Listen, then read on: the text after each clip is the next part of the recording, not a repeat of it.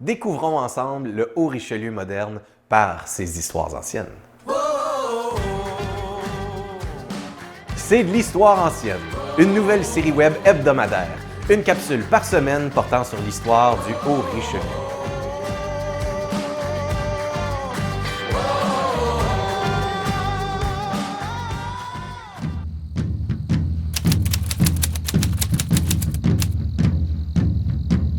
La bataille d'Odelltown. La rébellion des Patriotes de 1837-1838, c'est l'aboutissement d'un grand conflit politique qui a eu lieu dans la colonie britannique du Bas-Canada, qui se trouve à être aujourd'hui le Québec.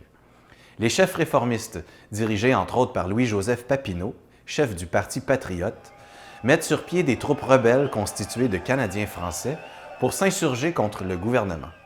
Rappelons qu'à l'époque, le Canada était divisé en deux, le Haut-Canada et le Bas-Canada. Le Haut-Canada était constitué de nombreux loyalistes américains et d'immigrants britanniques, alors que le Bas-Canada, beaucoup plus peuplé, était constitué de Canadiens français. Le gouvernement colonial britannique de l'époque favorisait donc les décisions de ses compères anglais et accumulait les injustices envers les Canadiens français dans ses nominations de hauts postes et dans les lois. Parlons maintenant de la bataille d'Odelltown, qui a éclaté à la fin du conflit sur le territoire du Haut-Richelieu. Tout d'abord, Odelltown, c'est un des anciens noms qu'a porté la municipalité de Lacolle à l'époque des Patriotes.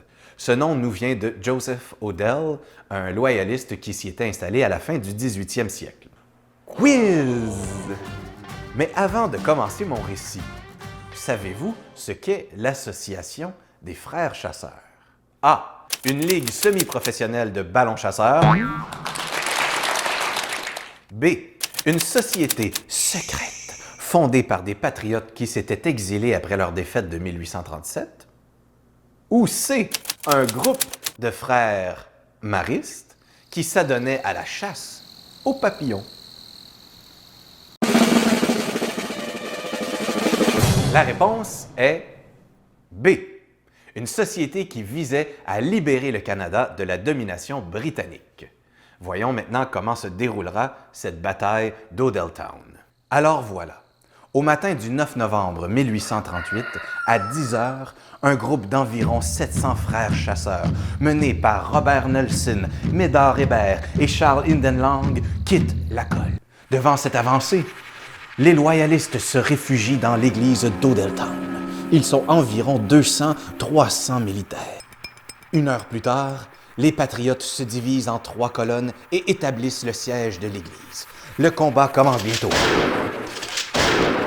Après quelques heures de siège, les loyalistes reçoivent des renforts de Hemmingford et de l'Élonois et leur attaque force les patriotes à se disperser. En soirée, vers 19h, un conseil de guerre est tenu par les officiers patriotes. Mais les avis sont partagés.